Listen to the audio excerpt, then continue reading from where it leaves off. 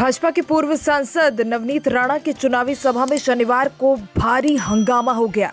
इस दौरान भीड़ काफी उग्र नजर आई और राणा की ओर कुर्सियां फेंकने लगी। गनीमत रही कि इस मामले में वो बाल बाल बच गईं। नवनीत राणा महाराष्ट्र के अमरावती से पूर्व सांसद हैं। जिले के दरियापुर विधानसभा क्षेत्र में वो प्रचार कर रही थीं। युवा स्वाभिमान पार्टी के उम्मीदवार रमेश बुंदीली के समर्थन में सभा भी आयोजित की गई थी। इस दौरान कुछ लोग अचानक उग्र हो गए और महिला सांसद की ओर कुर्सियां फेंकनी शुरू कर दी।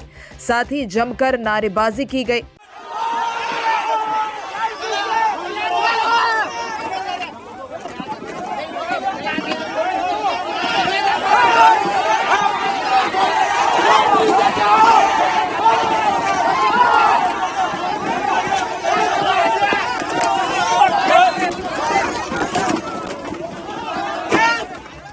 रिपोर्ट्स की माने तो शनिवार देर शाम आयोजित चुनावी बैठक चल रही थी। इस दौरान किसी बात पर बहस छिड़ गई और फिर हंगामा होने लगा।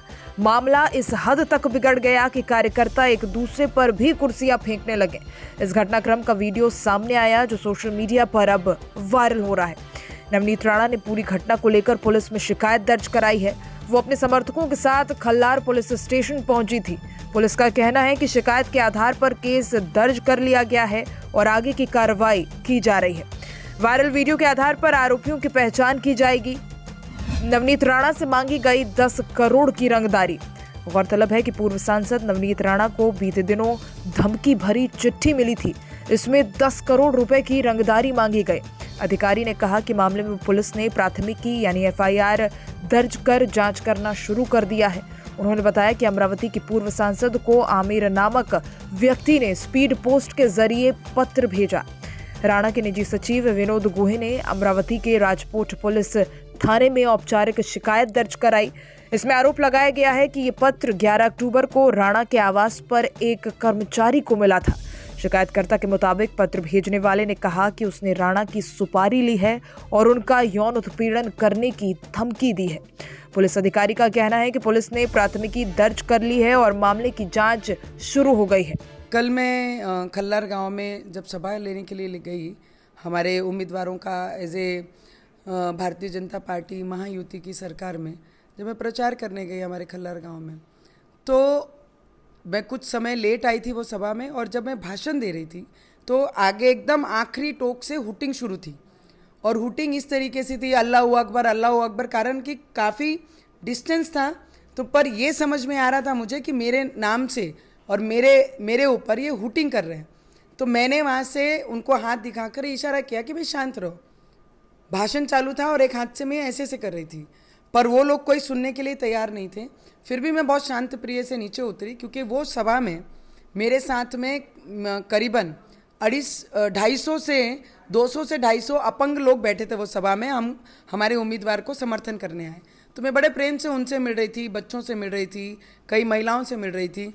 और ये मिलते मिलते महिलाएं जब एक तरफ हुई तो वो पास में आकर उन्होंने शुरुआत की कि हम अल्लाह के बंदे हैं, हम अल्लाह के विचारों पे चलते हैं, तुम्हें मार देंगे, तुम्हें काट देंगे, तुम्हें देख लेंगे। इस तरीके से जब वो बोलना शुरू किए तो मैंने बड़े प्रेम से समझाया कि हम लोगों को ये सब कुछ नहीं करना है, शांत रहो, सब अपने ही लोग हैं, क्यों अननेसेसरी क्रिएशन कर रहे हैं।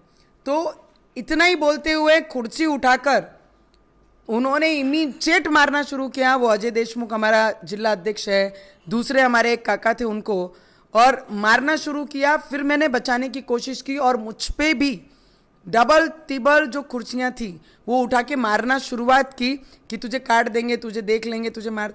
फिर भी मैंने बहुत कोशिश की, पर जब सिर के ऊपर से पानी गया तब फिर मैंने वहाँ पर अपने लोगों को बचाने की शुरुआत की। नहीं तो कल ऐसा चित्र निर्माण हो गया था कि 2-4 लोगों का जान ये लोग ले लेते। तो मुझे लगता है कि इन लोगों को ऐसा लगता है जो अपने हिंदू विचार रखेंगे उनके अगेंस्ट में ये खड़े रहकर ओबीसी के विचार और कांग्रेस के विचारों पे ये चलेंगे। और हमारे लोगों को आज ये समझना बहुत ज़रूरी है कि कांग्रेस पिछले 75 वर्षों से सिर्फ यही काम कर रही है, लोगों को बांटने का, पोलराइजेशन करने का। संविधान की बात राहुल गांधी जी करते हैं और संविधान को सबसे ज़्यादा जिसका मिसयूज करने वाले और उसका अपमान करने वाला अगर कोई पूरे देश में है तो वो राहुल गांधी जी और कांग्रेस पक्ष है। क्योंकि हमारे संविधान में ये लिखाया गया है सभी को लेके चलना, पर उनका जो काम है वो सभी को बांटने का काम पिछले 75 सालों से कर रहे हैं। तो मुझे लगता है हमारी जो विचारधारा है वो समय चले गया है कि हिंदू समाज में पहले जिस शांति प्रिय से, आज भी हम बहुत शांत हैं क्योंकि हमारे राम जी ने यही सिखाया मर्यादा में रहना, और हम वही मर्यादा में रहकर आज भी ये क्षेत्र में काम कर रहे हैं। पर इनका जो बोलना है मार देंगे, काट देंगे, ओवैसी बोलते हैं 15 मिनट है, 15 मिनट में सबको खत्म कर देंगे, हिंदू धर्म को नष्ट कर देंगे, ये जो इनकी विचारधारा है कांग्रेस उसको बहुत ज़्यादा सपोर्ट करके आगे लेके आने का काम कर रही है। पर आज हमारे हिंदू धर्म, हमारे हिंदू लोग, वो पीरियड चले गया है कि पहले एक गाल पे अगर कोई मारता था तो लोग दूसरा गाल भी आगे कर देते थे। आज अगर एक मारेगा तो दो जरूर मिलेगा। उस तरीके से आज की पीढ़ी, हम जैसे लोग हमारी विचारों के लिए काम करते हैं।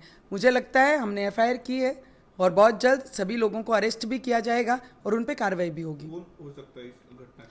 आप देखेंगे तो उस गांव में जो सरपंच है और जो तालुका अध्यक्ष हैं जनाब उद्धव ठाकरे जी के पार्टी के लोग हैं।